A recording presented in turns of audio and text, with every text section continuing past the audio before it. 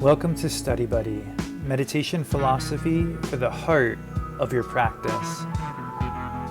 This is a live online discussion of ancient yogic texts amongst meditation practitioners in the Shambhavananda yoga tradition.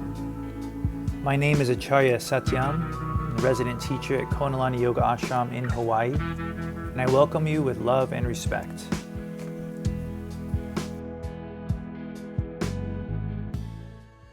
So today we talk about finding Shiva amidst differentiation, and what we find is that it's our ability to surrender difference, the difference that we see, the difference that we feel around us, that allows the unifying experience of Shiva to rise up. And as we learned from our last sutra, this experience that we're seeking, that in this sutra we see as called finding water, is nothing that anyone can point you towards. That's what you learned from the last sutra. Nobody can tell you where it is. Where is Shiva? Nobody can explain it to you. No one can show it to you. It's actually the practice itself is what reveals this. So we've got a really nice blend of our last sutra 3.16 and our current sutra 3.17.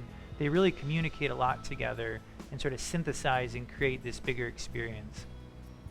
So before we jump into that, though, let's do a little bit of movement, get grounded into our seat and into our breath with a baya.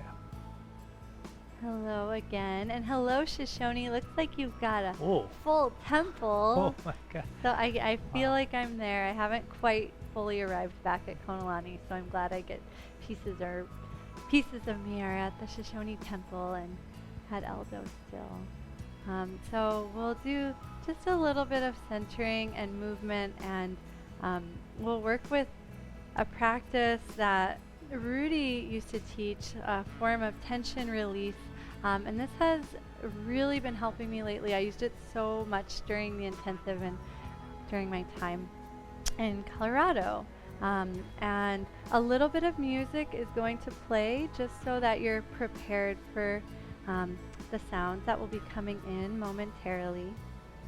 And first, just become very, very still.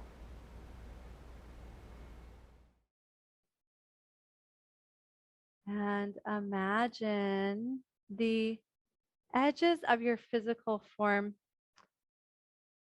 hardening like a shell around you, as if all of your tensions and all of your thoughts are just crystallizing. Don't worry, we'll break free of them in a moment.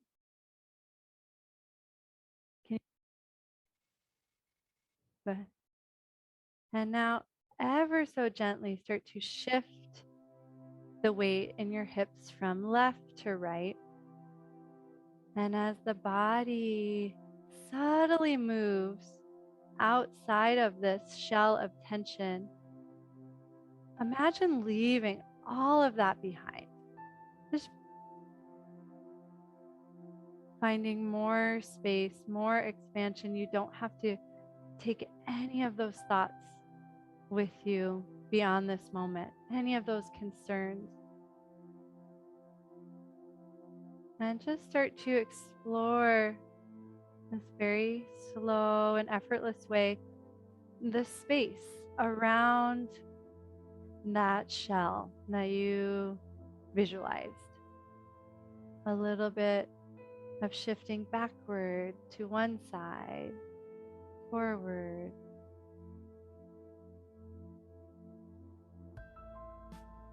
You can gently circle or even make figure eights with the pathway of your spine.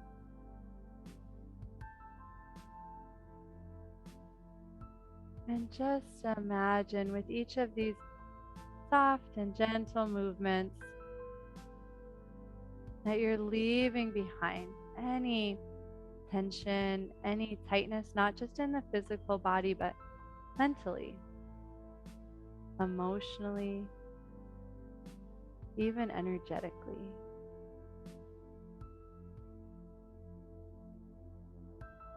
you've been going in a single direction, either with circles or figure eights, swap directions and try moving extra slow.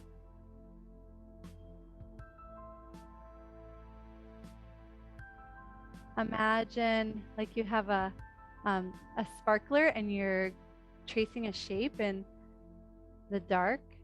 Imagine you can almost see the trail of your body's movements, not just where you are right now, but the pathway that you're tracing.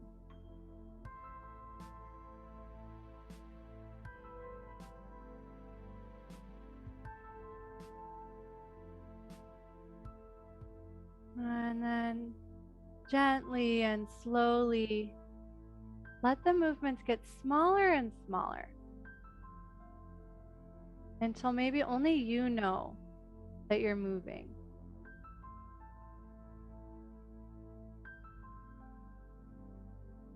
And in these final moments, try to find that perfect equilibrium, as if you're balancing on the head of a pin.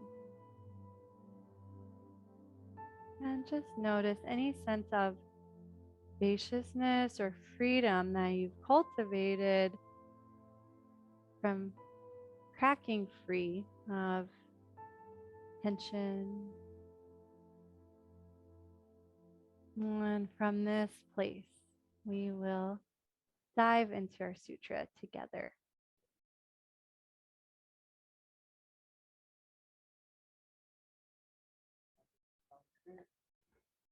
We can practice the Sanskrit together.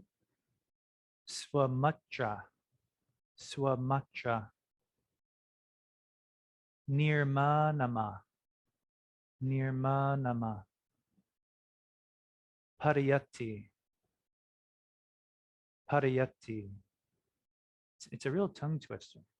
Svamātrā, nirmāṇamā. Pādayati. Svamātrā, nirmāṇamā. Pādayati. Try it on your own a couple times.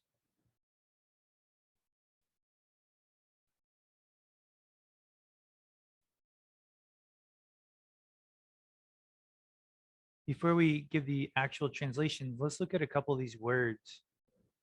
Svamātrā, we'll see very soon. It comes up in the first sentence of the sutra. The measure of consciousness which coagulates. The measure of consciousness which coagulates. Nirmāṇamā, producing, to create. And pādayati, the effect of that production, the effect of that creation. Jaidev is seeing as a literal translation that I found very helpful for this. The yogi can bring about forms in accordance with that measure or aspect of consciousness, which is creative and in which they are established. The yogi can bring about forms, bring about a reality in accordance with that measure or aspect of consciousness, which is creative and in which they are established.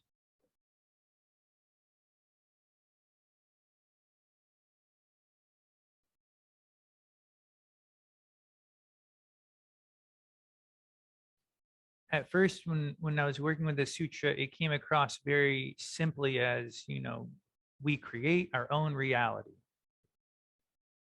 And I was like, okay, definitely heard that before. And I know it's true, but I'd really love to dive deeper into that concept, to really relate to it from my practice. I want to actually understand that from the inside out. So right away, in the sutra, we start to unpack this, I think, on a very subtle and very helpful level. So we're going to look at this sort of right away, because at first it seems it's a little hard to fathom. So basically, we've got a premise here that's being presented where this word svamātrā has a really unique definition. It means, this is from the text, this is Shemaraja speaking 1,000 years ago, original commentary on the sutras, the original text. Svamātrā means the measure pertaining to his consciousness or their consciousness, the yogi. The aspect of the essence of consciousness that coagulates, that creates.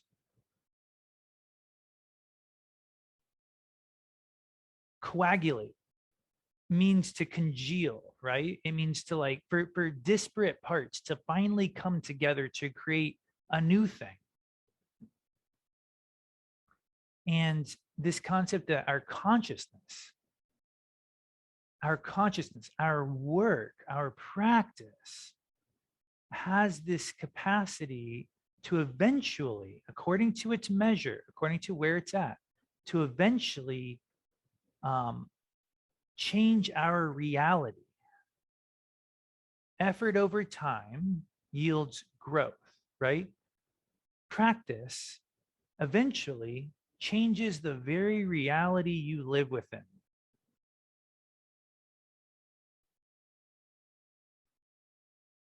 Our practice does not just simply move parts around on a board. We're not just trying to make our life more comfortable. It literally changes your reality. And this takes time. And I feel that that is the concept of this fun word that hopefully you'll find yourself saying, coagulation, throughout the next week. This feeling of coagulating, of congealing, of arriving at a new level, right? Babaji talks about this all the time. You work and work and work and you arrive at a new level, and then you sort of start over, but you're starting over from this new level, meaning that those things that he says, those aren't just metaphors. Those are yogic principles. This is real. You actually do arrive at a new level. Your reality actually does change and become something different. And you work from that reality towards your next reality. I think a lot of times from my experience, those kind of concepts almost go right by as if they're a metaphor or an analogy. But here we see, according to the sutras, this is the science. This is it. Right. So we know this concept from terms like this. Let's skip to here. You guys have all heard this, or you all have all heard this. There's nothing that exists that is not Shiva. So that's from Swami Muktananda. That's literally a title of a book, but it's obviously a very clear concept as well that you can grasp. Oh, we have a question or a comment here. There might be some new people in the Shoshone temple that have not heard this before. Oh, thank you. That's all. Okay, cool. So for those of you who have never heard this term before, this is a big day. This is great. And, this is like one of these foundational terms. There's nothing that exists that is not Shiva, meaning that, like, your entire reality is Shiva, inside and out. And this is a premise of the yogic tradition. This is something that the Shiva Sutras have posited as a premise many times throughout the sutras. And let's look at this quote that alludes to this logic that's going to explain that quote. And let's read this together. Let's see, somebody sitting close to their computer. Nirmāṇamā, would you like to read this if you're sitting close enough to read that? Just unmute and give it a shot otherwise. Because of the power of creative thought, Vimarsa Shakti, the foundational self makes itself as the object of knowledge. The object has no separate existence of its own. If the self were to depend upon an object, something outside itself for creation, the self's absolute freedom would be violated. Sounds good. Ishvara Pratyabhinyan translation. Is that it? That's it. Thank you. Fantastic work. That was great. Well read. That was good. Just I'm letting everybody, if there's visual readers, of course, take your time with that. For anyone sitting too far away to read it, just chill.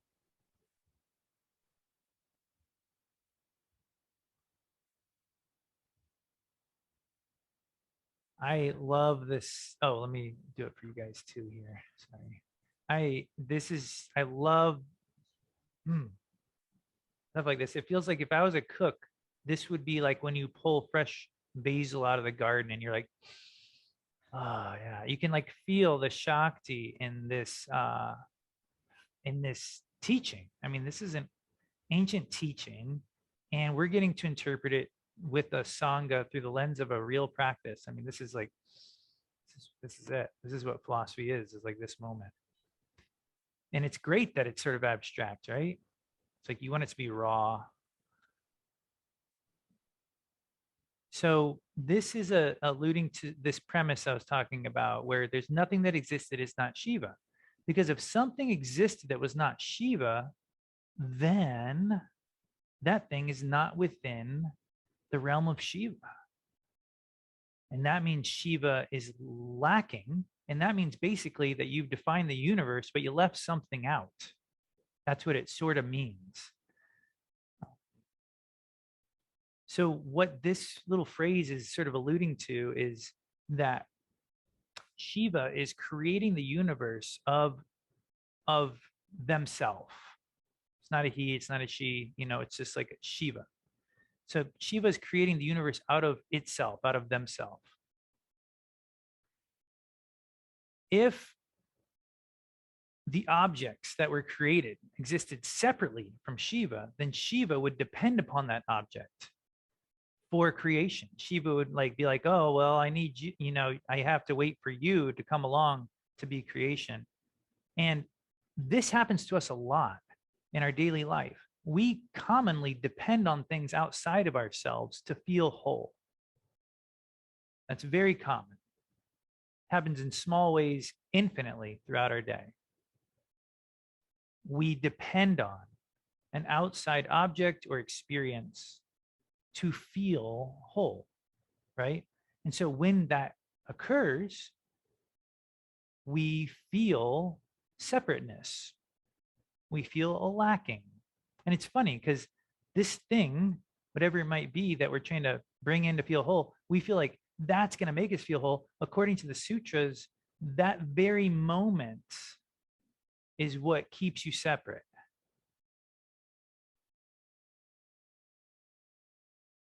Now, as Shaivite yogis, as yogis of the world, as yogis of the Shambhavananda tradition, we're not trying to go live in a cave and assume that, oh, if I don't have anything that I'm pulling in to be happy, then I'll be whole and I'll achieve the realization. No, it's the actual work that you do during that moment that defines your practice. Like, can you have that thing and stay focused inside on your wholeness while you enjoy it? And that's the rub, that's the challenge, that's the practice. And on the other hand, if you're pushing something away that you don't want, if you have resistance to something, it's saying the exact same thing, where you're saying, this is not Shiva, this is not reality. And if I actually don't want this to be happy, well, you're just as dependent upon that as if it was something you were pulling in, right? And so when we have resistance to something, we try to breathe, we try to reconnect with unity, with some kind of unifying experience, the present, the heart, in order to rise above that feeling of difference, that feeling of separateness, and that feeling of lacking. And so we're really doing the same practice, whether we're pushing or pulling in our life. We're trying to remain centered and remain in our heart while we go through these ups and downs, these challenges. Because if we don't do that, then basically we're saying, maybe everything is not Shiva. Maybe there's something out there that's not Shiva, right? I really need this thing to be happy. Well, or please, no, not this thing, or I won't be happy. Well, it's like in both of those cases, we got to ask ourselves what we're saying in the bigger picture. Now, here's the thing. We're going to sort of dive. We're getting towards the end of the sutra already. It's okay to disagree with this. And in fact, I think it's honest to disagree, or it's honest to not understand it in my experience. Lakshmanju went out of his way a few sutras ago in the footnotes to say, it's not enough to say, I'm Shiva. He says that's sort of artificial. He says, you have to actually be it. You have to actually feel it. You have to actually grow. Like that's what we're seeking. And so there's an analogy that's given in the sutra that's really clear and specific and helpful. And I apologize if I hope it's not my internet connection. I just see a lot of coming and going. It was all Shoshone people. Okay, so maybe the Shoshone internet. Okay, cool. I just hope it wasn't me.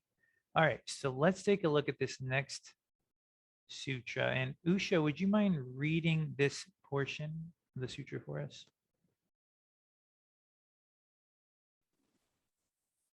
Oh, dear one who knows from the mouth of his spiritual director that water and ice are essentially the same, is liberated. He has no further obligation to discharge. He will have no further birth. The Agamas. Yep, thank you.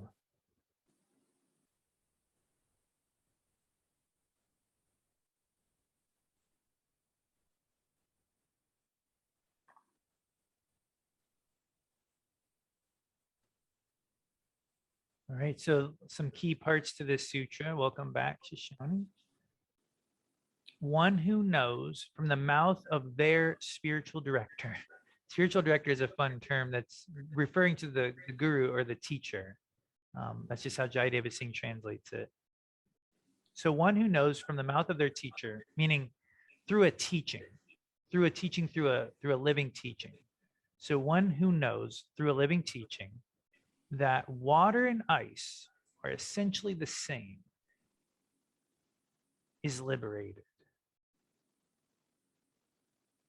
They will have no further birth. They've made it. So it's obviously a metaphor, right? Because a lot of people know water and ice are the same. So what are we really getting at? It's finding this unity, this real thing inside amidst differentiation, amidst difference. Finding water, or sorry, yeah, finding the water between ice and liquid and steam, finding that unifying principle, that's like finding Shiva. And that takes practice, as we learned from the last sutra. The last sutra was really clear about this. It told us that you can't show someone this, you can't answer this question for them. No one can really get you there on without you doing the work, that only you can actually have this realization.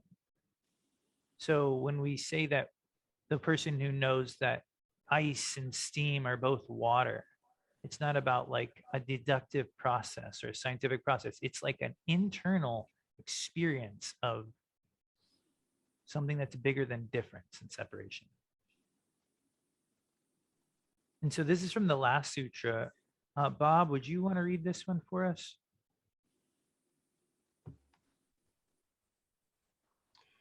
This state, which is the real nature of Shiva, is not revealed.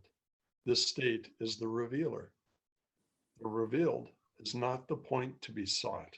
It is the revealer that is to be striven for. Lakshmanju, Thank you. Shiva Sutra commentary.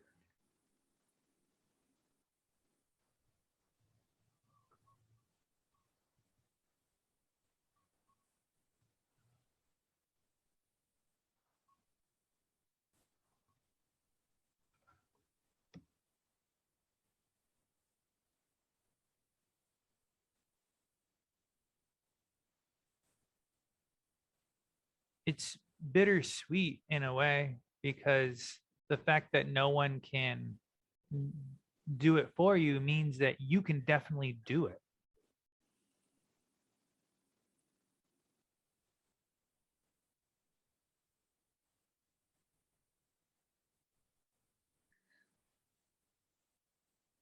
This state of being, as Rudy would call it, that's Shiva. It's a state of being, not a thing or a philosophy or an asana or anything, as the last sutra told us. We're not trying to get to a certain place. We're actually trying to get to a certain state. That's what we're striving for.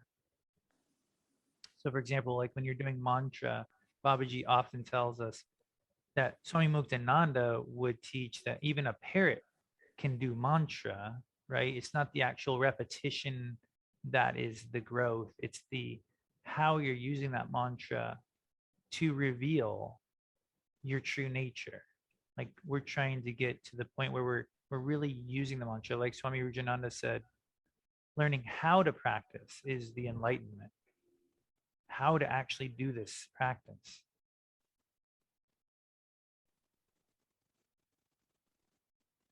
And so we find that it's this releasing of difference that really helps us arrive at an experience of unity. And that this surrendering, this constant releasing of difference, that's the water we're seeking. That's the unifying principle. So I wanted to finish here with a pretty long quote by Swami Rujananda that it really speaks to this. I think really brings it all together into a really practical message. And so we'll have a few different people read this. Jaya, would you mind reading the first slide?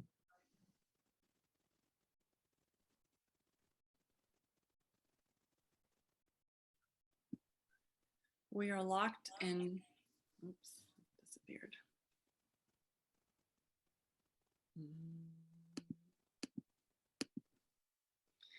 We are locked in so many of these things because of our need to be in the mind, to refute, to fight, and endlessly find the differences. Whereas when we're strong enough to know it's all done, then we have the capacity to be above it. All those so-called differences lead to the same oneness.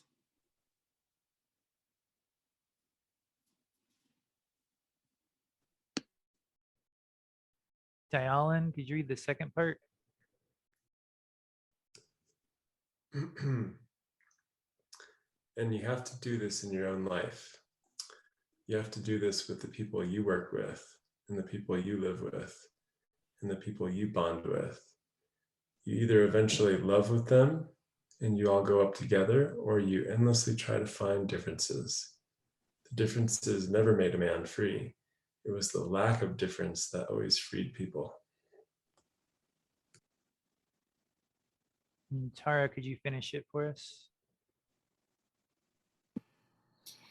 It is to find the lack of difference for which you are living, because this holds within it the content, this flow of higher consciousness and energy.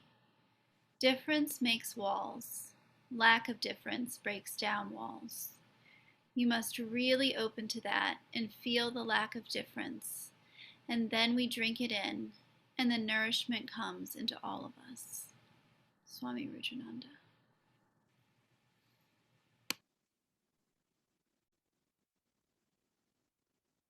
So it's too big of a quote to scan through. The differences never made a man free. It was the lack of difference that always freed people.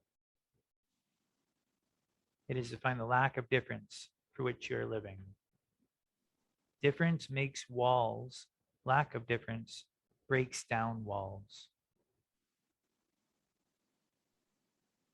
You must open to that and feel the lack of difference. So let's take a couple minutes. Oh, Can you just put the first Sure. slide on, just about how the mind plays a role in that? yes.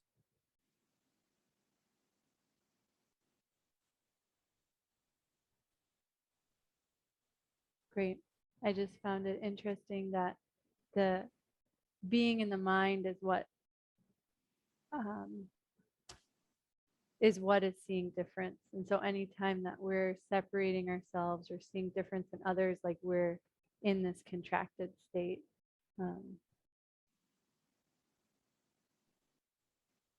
Yeah. And because that's what the mind does. And so if we can expand into a state where we're not experiencing different, then we know like we're starting to get beyond our mind.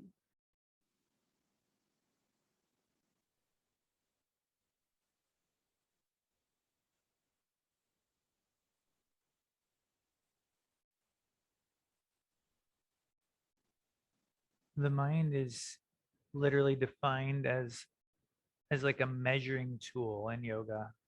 It's almost like it's like a ruler, like a measuring tool. And so the very nature of it is to sort of separate things, to differentiate in order to help us navigate our world.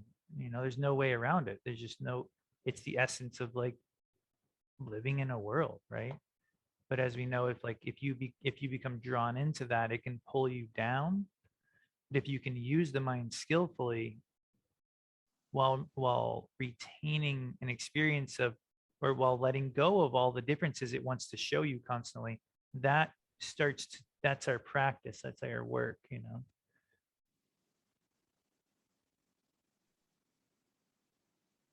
So this idea of being able to like see water between ice and steam is like, I was thinking of like you could have like a steamy situation or an ice cold situation. Like these two different situations. If you can find Shiva in both, like you're on the way. I know it's one of those things we might say a lot, but this is a nice practical approach. So let's sit with this for a couple minutes just to spark the experience, and then we'll discuss it. About the halfway point anyway, so it's a good time to let yourself move around a little.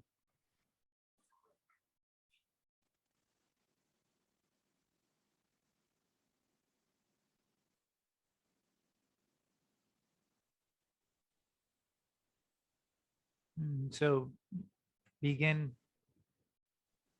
turning towards your seat, of course, finding that lightness amidst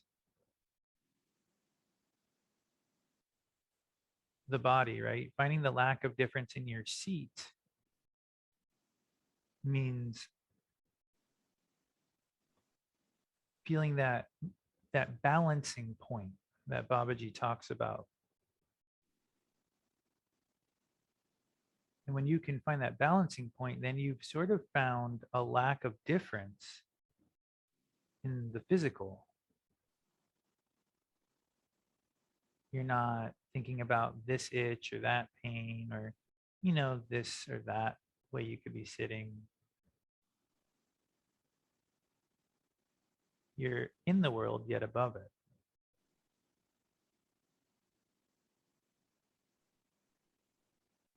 And this takes practice. It actually is something you actively have to do, right?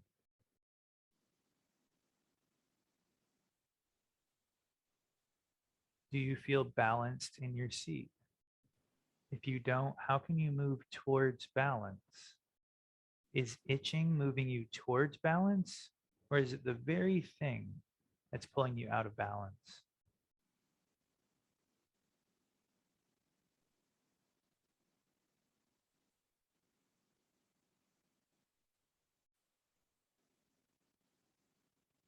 So here, the water is the literal experience of a balanced asana, a balanced seat. Shiva.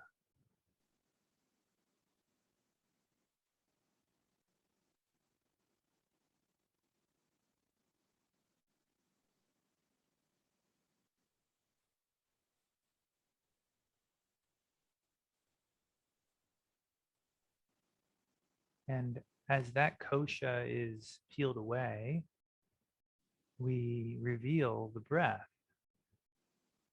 And at first, the breath is full of difference.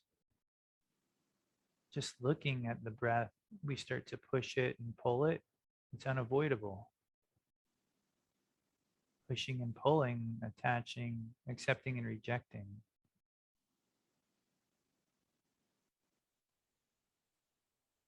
And so how do we work with that?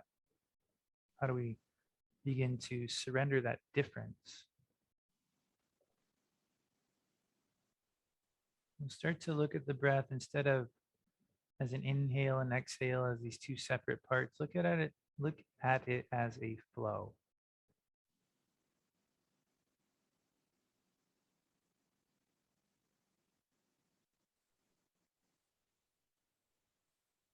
Does it ever really stop? Or is it just turning around?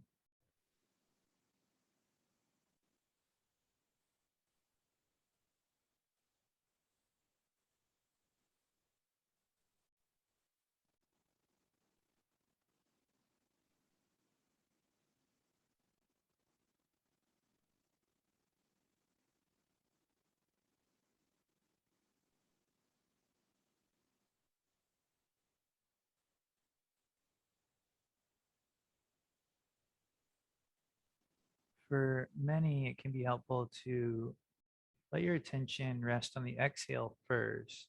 As Patanjali said in the Yoga Sutras, the exhale clears the pipe so that the inhale must flow. And so let your attention rest on the exhale, and then try to let the inhale come to you.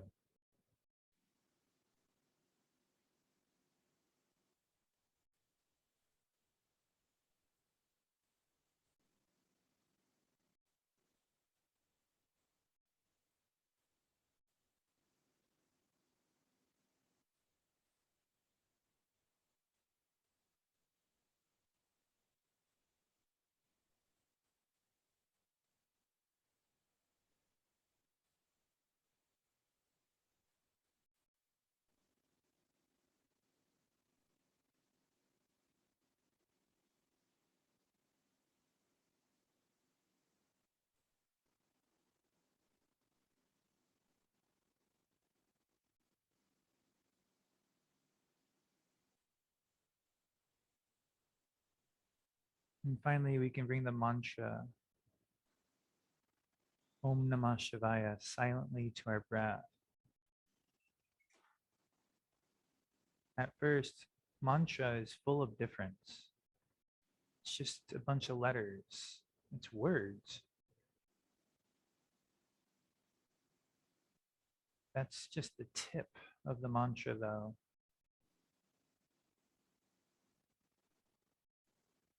As we hold our focus near the heart,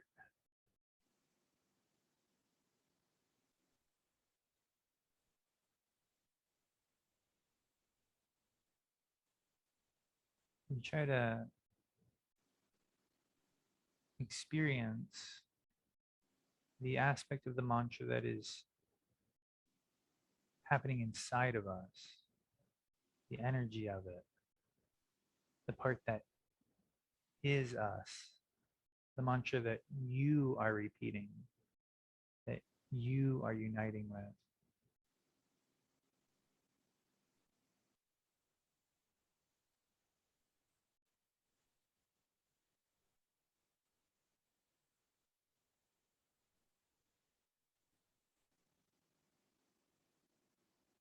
Swami Muktananda taught that we should repeat the mantra as if it were our own name, to see no difference between the mantra and who we call ourselves.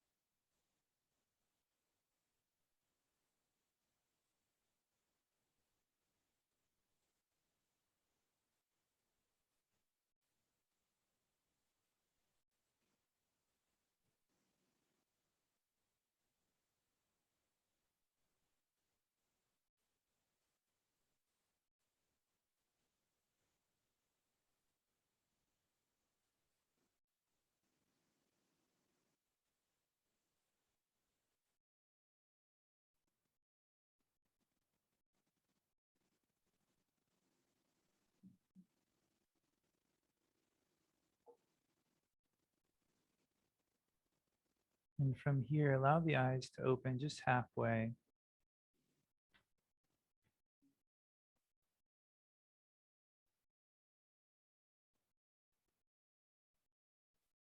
And see if you can feel a connection to this concept, this water that unifies, this Shiva principle.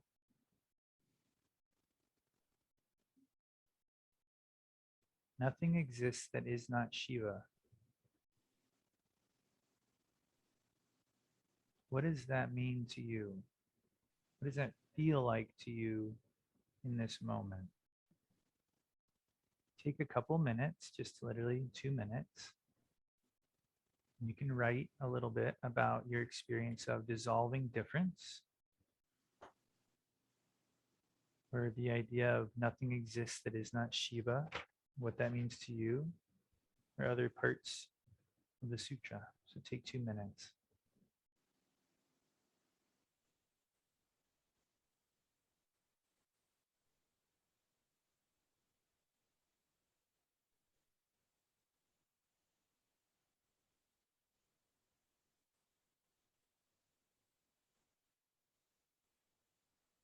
Trying to articulate your words from heart to pen. Imagine a thread from the heart going out across the arm to the tip of your pen.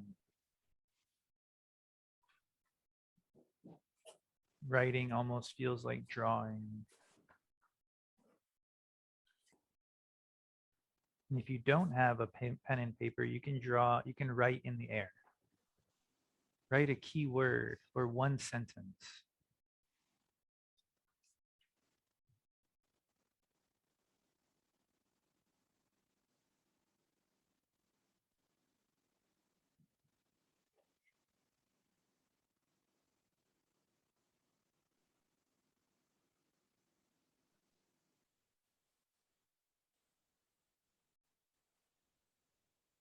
Just another minute experimenting with this tool of our practice, the next level of bringing the energetic to the world.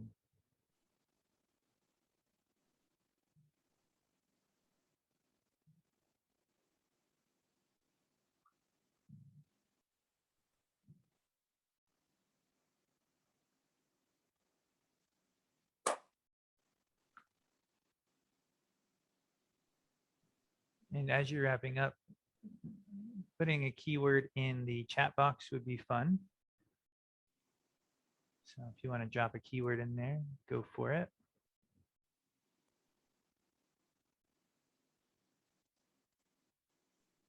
Did you all have a keyword?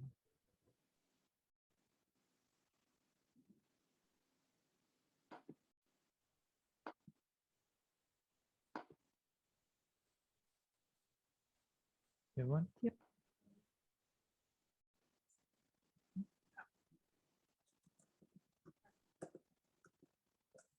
All right, we have 2 keywords. They are love and heart. Confused. Seed. Tapas map. So the topic map, or probably topic map, but maybe tapas. My mind loves to show me difference. Non-judgment. Continuous vibration. Equanimity. All is God.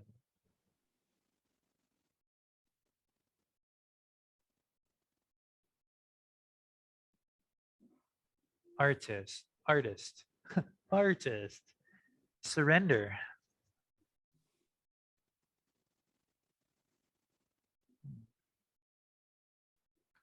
Experience. Silence.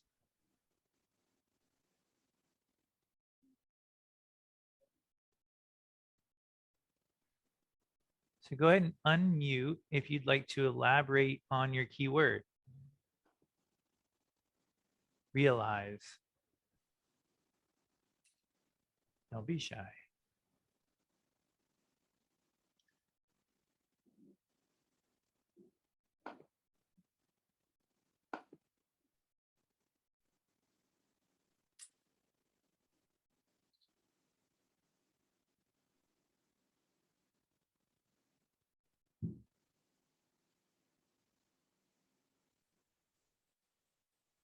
All right. So I'll we, say, yeah, we have someone here. just to get the ball rolling.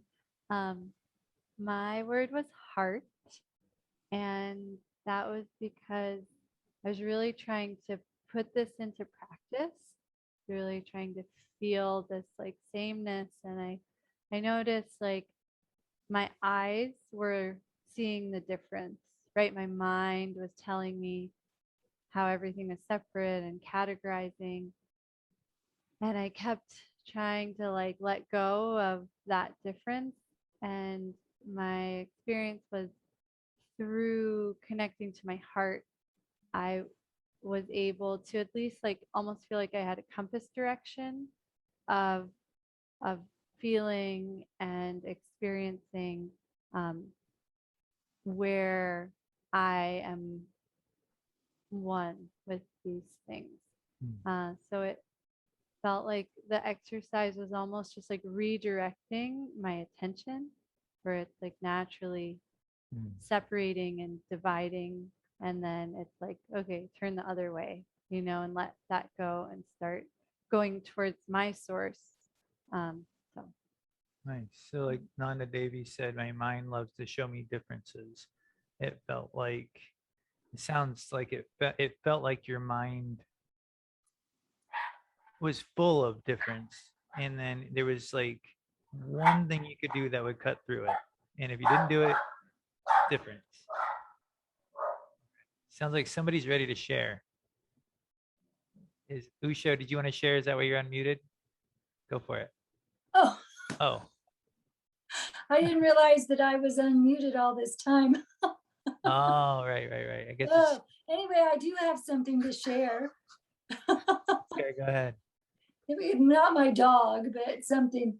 So what last, anyway, I come up with my continuous word is that, and a continuous awareness is, I guess, what I'm going to with that. And a couple of times ago, we were talking about how to practice mantra.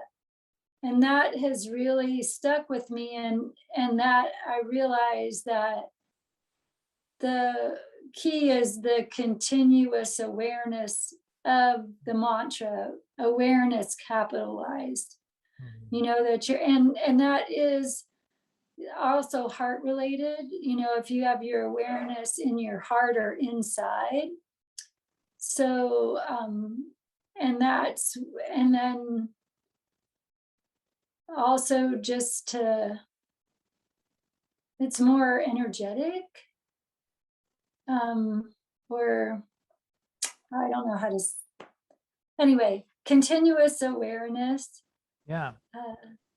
Continuous inner awareness, uninterrupted continuous awareness. Yeah, I'm glad you brought that up from the previous sutra, because I was also really inspired by that in the previous sutra. Specifically that the key, we were told, to unlocking the atomic power of mantra, right? The subtle power, the subtlest power, was not through saying it louder or faster or any possible combination of some external way, but the single most powerful way of unlocking a mantra was saying it continuously. Yeah, that was, and then we saw that the Kempo brothers also described doing mantra as like the buzzing of bees, where it's just a continuous recitation that has no beginning or end. So yeah, that's a it's like that in itself is how you find Shiva. Like if you can do that with any mantra, you're gonna find Shiva. There's that story of the individual who wanted to be a real bad boy, and they were like, oh, I don't want to do mantra to Ram. So like their teacher, and I'm getting some of the details wrong, gave them this other mantra that was Mara. Remember this story? And Mara means like bad, evil in Sanskrit. So they thought they were saying like Mara. They thought they were being like, I'm bad, I'm so bad.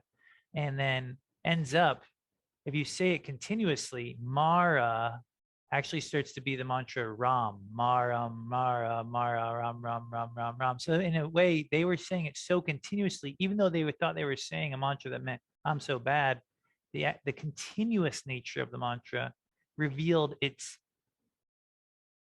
quality of enlightenment, so that this continuousness is actually the key. And that individual became enlightened by saying Ram mantra without even realizing it. Might not recommend that Yeah. practice. Yeah, Abhaya does not recommend that one. And that is, but that, you know, you got to give the kids a fun story, you know, there can't be all about like, let's, you know, being a good person all the time. So yeah, there you go. Continuousness. Great. Usha, thank you for sharing that. Because we don't have a ton of time, Sunanda, I'm hoping I can help you with the confusion, if there was some, if you want to elaborate on that. Hi, thank you. Can you hear me? Yeah, really good. Great. Yeah, I think for me, for the last, just to give a pretty specific example, my dad passed away last September. And since then, this I feel like has been the crux of the confusion of my practice, which is that his wife, I guess you could say, helped me to access a lot of suffering and a lot of pain and anxiety inside. But I didn't have a choice but to be in relationship with her. And since he's passed, it feels like whenever I practice and I'm working with my feelings around that relationship, I can sort of vertically kind of connect to this sense of having this sort of karmic interchange with her.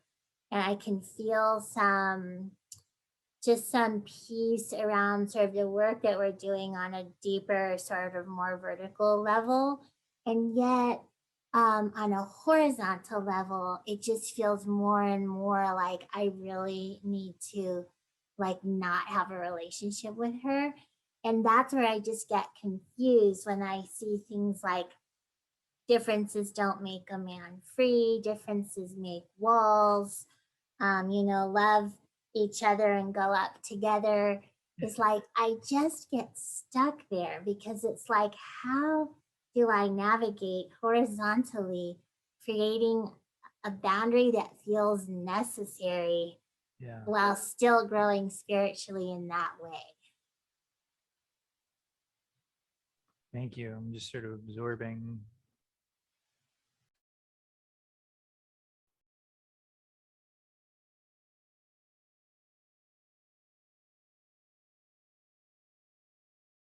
I think just the very idea that you can, if you can feel yourself working within that situation, in my opinion, that's all this sutra is telling us to do.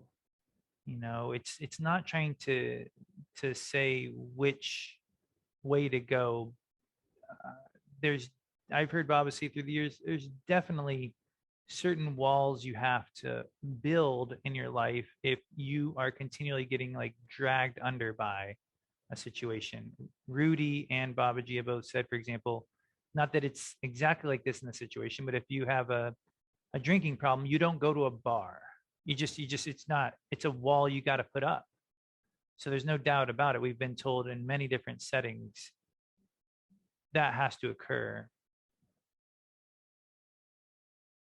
So I guess when we see this thing about breaking down walls, it's like, for me, I really go at, I almost expected there to be at least a question. And that's why I put that slide. You don't have to agree or understand, right? Because I don't think we can understand this stuff. I think all we can do is our work when we're presented with it.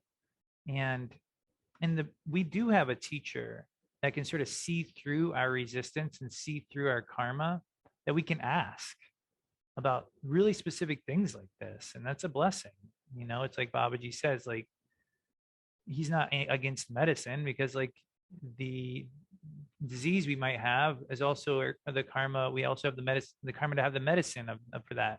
So it's like, we don't have to figure this all out by ourselves. We have Babaji, you know. So if there's a specific instance that you've worked with enough to have some clarity that you don't understand it. Like to have that clarity is something. It's like, so that's what I would go to that next level with it. And just when you feel clear enough inside that you've really worked with this thing and that it doesn't seem to be like your practice doesn't seem to be affecting it. It comes back so thoroughly. That's definitely like a question for satsang or an email, But in my pursuit of this sutra, it's over here. I usually try to take small bites. Like I usually try to apply this to like little things to just make sure that like I can, because I'm amazed at how much work it takes to even do this in small ways throughout our day. Like even just sitting in a quiet room right now, can we actually be fully present in this quiet room? And realizing like, whoa, that takes a tremendous amount of work. And then realizing like, oh, if somebody's talking to you, that like quadruples the situation. Oh, if there's a tension there, that quintuples the situation. So I try to realize like, okay, small bites, like stillness within my seat, or sorry, sameness, a lack of difference within my seat, a lack of difference within my breath, within my mantra. And then as soon as you hit your environment, really just doing the best you can, but in a way it's almost like we don't have to move mountains ourselves. We can just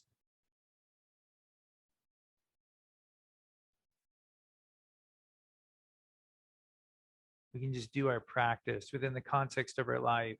And moving a mountain sometimes is the equivalent of almost like brushing the dirt off of the edge. Like that's moving a mountain too. You don't have to move the whole mountain. But like if you can actually move a little bit, like that's moving a mountain too.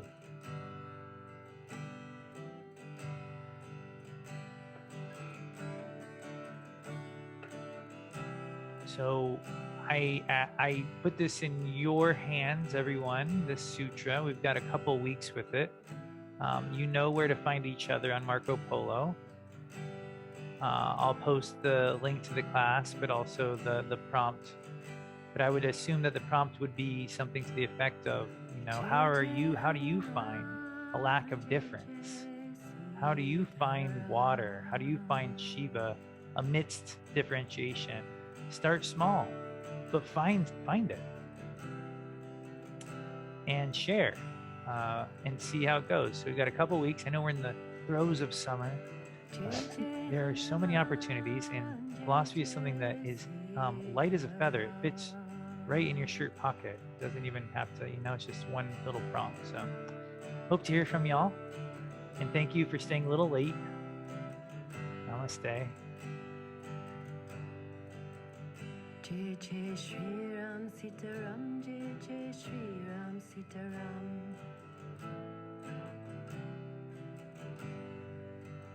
Jai Jai Shri Ram Sitaram, Jai Jai Shri Ram Sitaram.